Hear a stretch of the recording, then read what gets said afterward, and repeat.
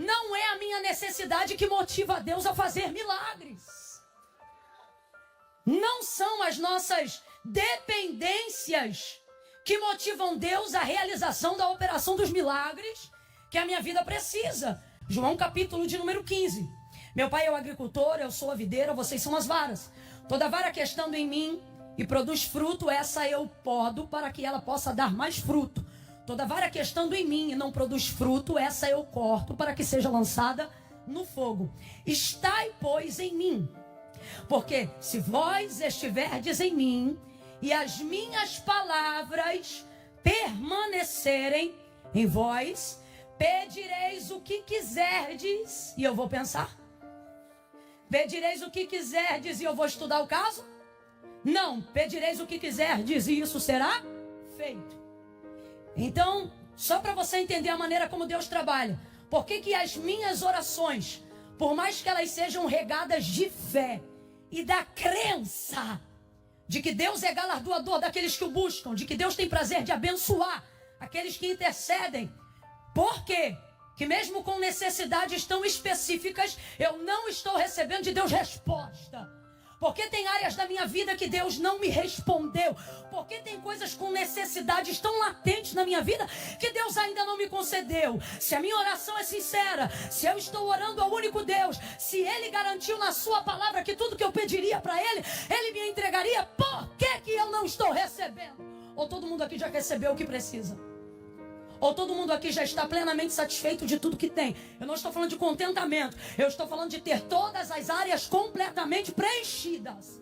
Vamos falar a verdade? Sabe por que não? Porque muitas dessas áreas não é para glorificar o nome de Deus. É para glorificar a minha vaidade, a minha necessidade, o meu nome. E o comprometimento de Deus não é com aquilo que eu preciso apenas. O comprometimento de Deus é a glória de seu nome. Ele não se corresponde com sentimentos e emoções apenas. Eu não estou dizendo que Deus não ouve, que Deus não considera isso. Só que você precisa aprender a conhecer qual é a prioridade pela qual Deus se move. A palavra de Deus revela. É pela minha palavra. Se vós estiverdes em mim, as minhas palavras permanecerem em vocês, vocês pedirão o que quiserem e isso vai ser concedido. O que ele está dizendo? Tudo que você pedir que for para a glória, tudo que você pedir que estiver na palavra, tudo que você pedir sobre a palavra, Deus vai corresponder através da palavra, porque Ele é fiel e não pode negar-se a si mesmo. Mas a verdade é que muitas vezes achamos que o que determina o suprimento do que desejamos são as nossas necessidades. E as nossas necessidades, muitas vezes, estão atrapalhando o entendimento mais profundo, uma atmosfera mais elevada, do lugar que Deus quer nos levar, das coisas que Ele tem para nos preparar, para nos dar, mas a nossa mente não está preparada. Por isso Jesus, depois de um tempinho de mentoria, logo no início do ministério, com os discípulos, vai dizer assim para eles: eu não quero vocês ansiosos com coisa alguma, preocupados com o que vão comer, preocupados com o que vão beber, preocupados com o que vão vestir. Vocês precisam saber que o vosso Pai, Ele não diz o vosso Senhor, Ele diz o vosso. Só quem tem filhos aí, diga glória a Deus. Quando a fatura do cartão de crédito chega, tu dá na mão do teu filho para ele pagar? Só quem tem filhos menores. Quando eles sabem qual é o dia e qual é a conta que veio com o aviso de corte da Light? Eles sabem? É na mão deles que vocês entregam a conta do telefone? Não.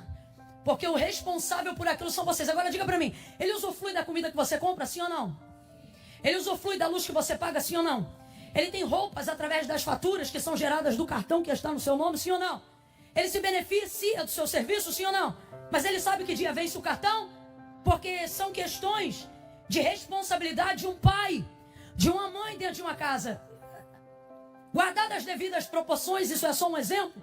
O que Jesus está dizendo para os seus discípulos é, abre aspas, estou parafraseando: é uma pena que vocês gastem todo o tempo de mentoria pensando em coisas que, se vocês não pedissem, vocês teriam do mesmo jeito.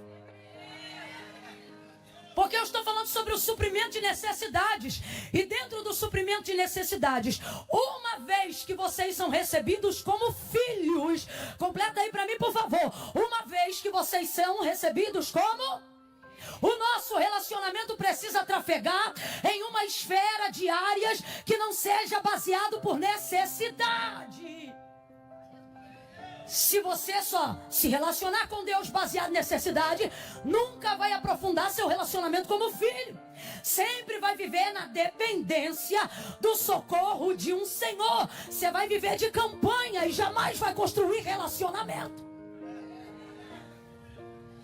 Então há um convite de Jesus a todos aqueles que foram recebidos como filhos a entenderem que a prioridade do reino não é o suprimento de necessidades. Logo, os milagres são consequências do ensino e não a prioridade nem a temática de Cristo. Imediatamente eu me esvazio ao compreender isso. Vem comigo, continua. O dia do chamado de Pedro não é conhecido, diferente de outros dias, como a multiplicação de pães e de peixes. Mas ele é conhecido como a pesca maravilhosa. Completa aí. A pesca. Aquilo que é maravilhoso não fala sobre a correspondência de necessidades, mas sobre a consequência do chamado de um homem. Então entenda, Jesus não foi ali para poder impressionar com peixes. Jesus foi até ali para mostrar para Pedro quão poderosa é a sua palavra. Quando você prioriza a palavra, milagre é consequência. Quando você se rende diante da palavra, milagre é consequência. Camila, por que eu não estou vendo milagres? Porque você só se relaciona com Deus por necessidade. O Senhor está dizendo, prioriza a minha palavra, que os milagres que você deseja, a minha palavra vai manifestar. Deus, ele se corresponde com a sua palavra. Deus reage diante da sua palavra. Gênesis capítulo de número 1. No princípio a terra era sem forma e vazia. O Espírito de Deus se movia sobre a face das águas. Quem ainda está comigo, diga amém. O Espírito que se movia lá no início, Gênesis 1. Quando não havia nada, era o Espírito de quem? De quem? E o texto é claro, ele está lá e ele está como? Vem comigo, ele está como? Mas ele está realizando alguma coisa? Ele está fazendo alguma coisa? Ele está trazendo à existência alguma coisa? Então no versículo 3 vai aparecer a seguinte nota. E disse Deus. Agora analise aqui comigo. Quando o Espírito se movia sobre a face das águas, aonde jazia trevas, no abismo, não é o Espírito das trevas que está lá. Você acabou de reproduzir o texto comigo. O Espírito é o de? O Espírito é o de? Deus poderia fazer tudo que existe, tudo que há na criação dos Gênesis e do mundo aparecer na força de um pensamento, sim ou não? Segunda coisa, analise comigo. Deus já tinha a intenção de criar o mundo e tudo que nele existe, sim ou não? Isso já estava no projeto de Deus, sim ou não? Ele poderia apenas na expressão do pensar fazer tornar real e concreto tudo que hoje está diante dos nossos olhos, sim ou não? Sim ou não? Mas o método pelo qual ele opera é o método pelo qual ele também trabalha. Olha isso! O texto diz que ele se move, ele está presente. Vem comigo e diga assim, o mover é de Deus. Se você olhar Gênesis 2, o mover é de Deus. Pode vir, faz o som do mover. Isso. Só não esquece que é o mover de Deus. Isso.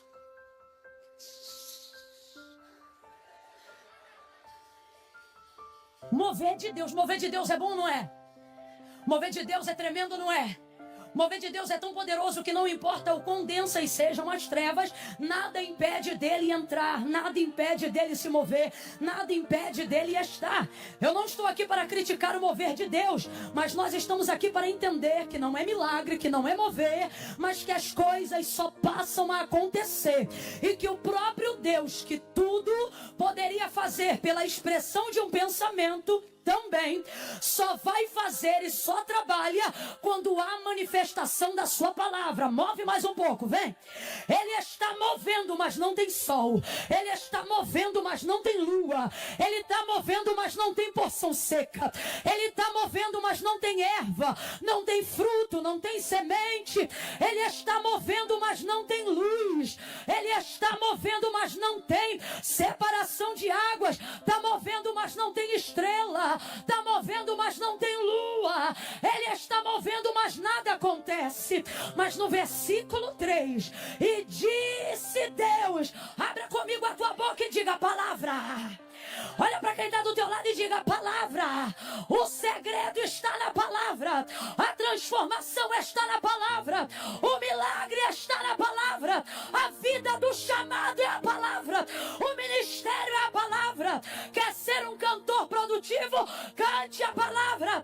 Pregue a palavra. Pastoreie na palavra. Dirija na palavra. Ore a palavra. Reaja na palavra.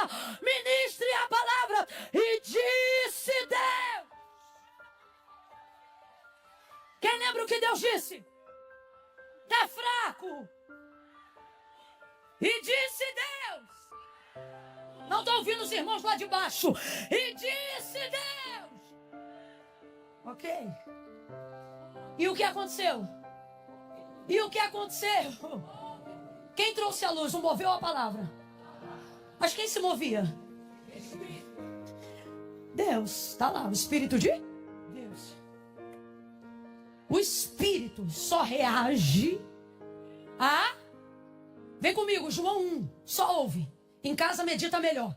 Qual é a biografia de João para Jesus? No princípio era o... Resuma Jesus em uma palavra. João está dizendo, ele é o... Verbo é o quê? Palavra. O que é verbo? Palavra. O que é palavra? Verbo. Então vamos lá, o que é verbo? E o que é palavra? Aí João vai dizer, no princípio era o verbo estava com Deus e o verbo era... Aí você vê a trindade, o Espírito reage à palavra que Deus libera e a operação dela, a realização dela é Jesus. Não entendeu? Volta para João 1. No princípio era o verbo estava com Deus e o verbo era Deus. Nele estava a vida. Ele não disse a vida era o fogo. Ele não disse, não. Lembra? E a vida era a luz dos homens. Sabe o que ele está dizendo? Antes de conhecer Jesus na cruz, eu já o via no haja. Não, Camila, mas ele só apareceu lá no ventre de Maria. Ali foi quando ele apareceu. E vimos a sua glória como a glória do unigênito do Pai, cheio de graça, justiça e verdade. Mas não significa que ele passou a existir a partir da consciência de Maria, ou da sua conceição. Mas a partir do entendimento do que Moisés escreveu, quando Deus lhe deu a criação do Gênesis. E para João, que foi muito íntimo, a biografia de Jesus ia começar de um jeito totalmente diferente de como descrita pelos outros. Ele não conseguiu datar, abre aspas, seu nascimento só do ventre de Maria. Ali ele datou a sua estreia ministerial. Para ele, a existência do Cordeiro, como diz a palavra, já está ali. Em Gênesis 1, quando disse Deus, haja, e não é errado, porque de fato, o Cordeiro não estava preparado por causa do pecado. Nunca se iluda com isso, porque o pecado veio depois do nascimento do homem, quando o Éden, e o homem já estava vivendo dentro dele. O que a palavra de Deus declara sobre Jesus é que o Cordeiro já estava preparado antes da fundação do mundo. Então tira da tua cabeça a ideia de que Jesus é plano B por causa do pecado. Já estava pronto. Já estava presente. Inclusive de forma diferente, já estava manifestando um pouco de toda a transformação da qual o mundo iria receber. E disse Deus, haja luz, e houve luz. Então veja, Deus poderia ter feito tudo aparecer se quisesse na expressão de um pensamento, mas ele só reagiu diante da sua palavra. Então veja, Deus se comove com meus sentimentos. Davi dizia, não estão as minhas lágrimas no teu odre? Não estão minhas obras no teu livro? Há um relacionamento interpessoal entre nós e Deus de maneira individual e exclusiva. Agora, quer prioridade de ação? Prioriza a palavra. Por quê? Porque antes de Deus corresponder diretamente a você, Ele está comprometido consigo próprio. Por exemplo, só para a gente entender melhor. Lembra quando Deus disse que iria destruir todo o povo na saída do Egito, porque esse povo era rebelde de dura cerviz? Esse povo viu maná, esse povo viu água sair da rocha, mas esse povo não se convertia, não se quebrantava. Como a gente fala grosso modo, eles saíram do Egito, mas o Egito não saía deles. Aquela mente cauterizada de escravo não compreendia a libertação na terra prometida e ficava murmurando no caminho. Todo mundo lembra disso aqui? Dentro daquele contexto, depois de um certo tempo, Deus vai manifestar um pouquinho de ira, e numa conversa muito íntima com Moisés, porque ele falava com Moisés como quem fala tete a tete ao seu amigo, ele vai dizer: Moisés, ouça isso, ele vai dizer: Moisés, tira o teu povo de diante dos meus olhos, porque no furor da minha ira, de uma só vez eu os consumirei. Agora faz um som de irado, irado, Deus irado. Isso. Deus está irado. E na conversa com Moisés ele manifesta a sua ira. Olha aqui. E ele antecipa uma possível decisão. Ele diz assim: tira o teu povo de diante dos meus olhos, porque senão no furor da minha ira, de uma só vez eu os consumirei. Aí olha como Moisés responde: meu povo não. Êxodo capítulo 3, lembra do chamado? Lembra do chamado? Quando o Senhor chamou Moisés, o Senhor não disse: vai libertar o teu povo. Não. Ele disse: Moisés, vai libertar o meu povo. Aí Moisés se lembra de qual foi a palavra que Deus liberou para ele no dia que o chamou. Qual foi a palavra? Vai libertar o meu povo. Então o povo é de quem? Aí agora Deus chega e, para provar a liderança de Moisés, porque Deus sabia do que já ia ou não fazer, ele diz: Moisés, tira o teu povo de diante dos meus olhos, porque no furor da minha ira de uma só vez eu os consumirei. Aí Moisés diz: meu povo não, teu povo, porque quando tu chamaste o seu servo, tu não disseste: vai libertar o teu povo, tu disseste: vai libertar o meu povo. O povo é teu. Vai ouvindo. O povo é teu. Olha Deus falando com Moisés, e olha como Moisés responde. Catuca o teu irmão e diz: olha como Moisés responde. Catuca, menino, vai.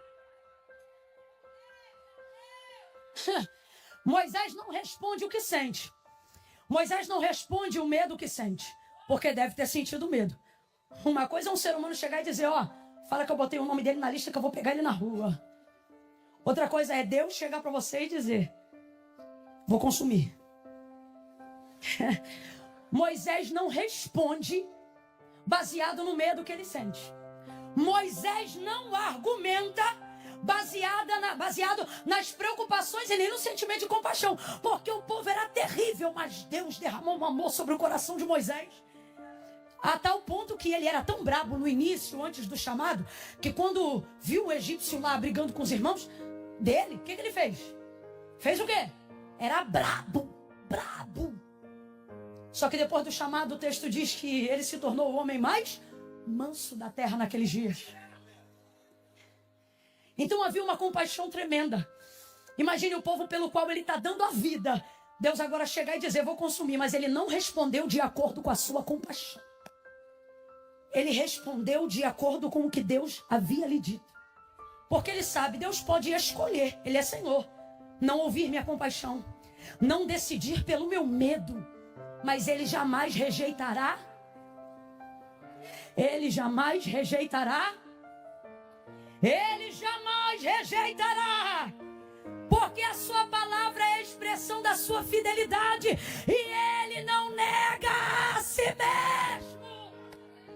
Meu povo não. Vai ouvindo aí que eu estou parafraseando o contexto para a gente andar. Meu povo não, teu povo. Porque quando tu me chamaste, tu não disseste: vai libertar o teu povo. Tu disseste: vai libertar o meu povo. O povo é teu.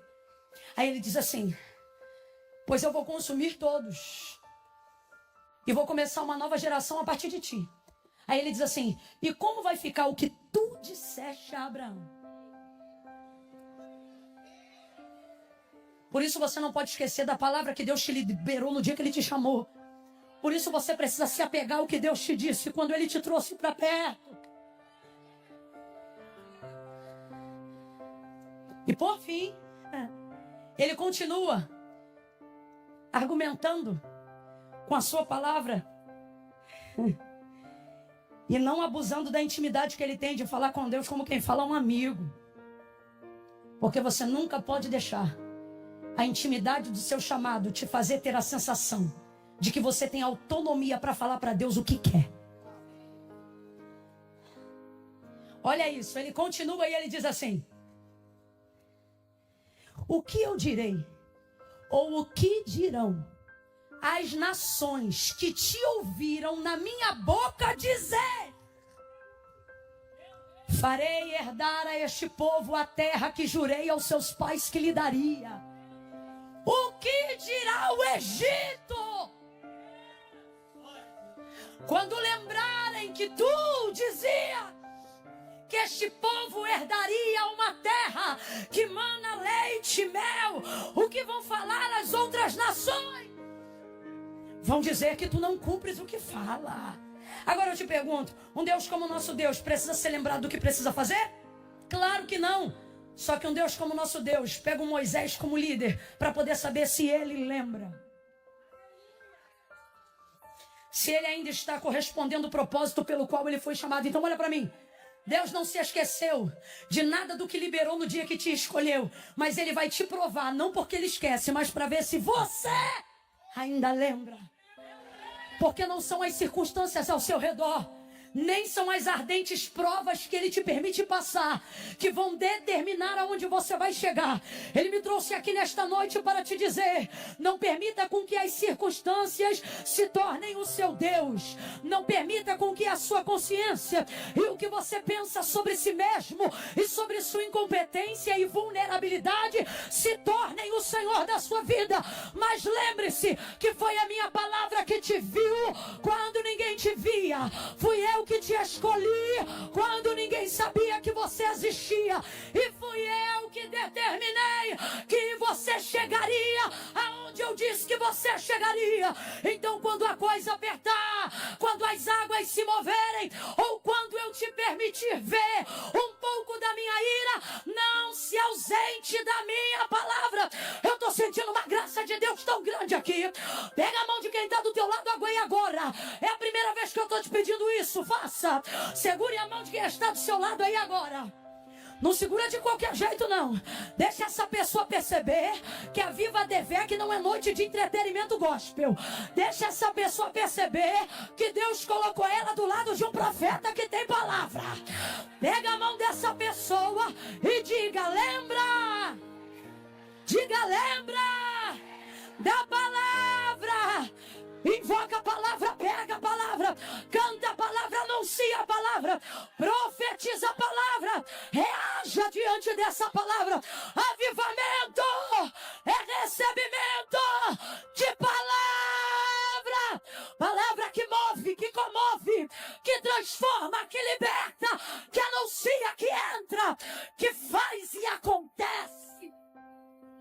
Urabacana rei.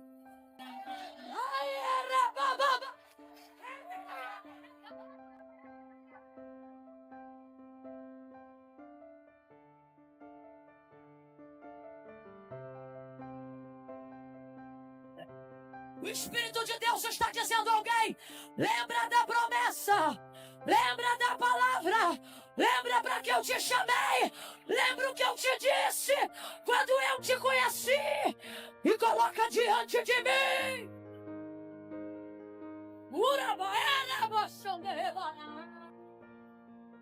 Palavra.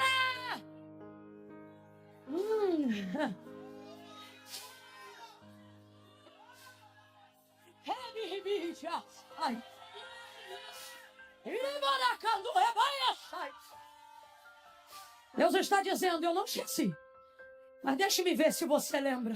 Por quê? Olhe para cá. Porque eu só vou até onde você for capaz de lembrar. Por quê? Porque eu só vou até onde você for capaz de reconhecer que fui eu. Camila, até onde vai Deus por mim? A pergunta não é essa. A pergunta é: até onde a tua fé vai em Deus?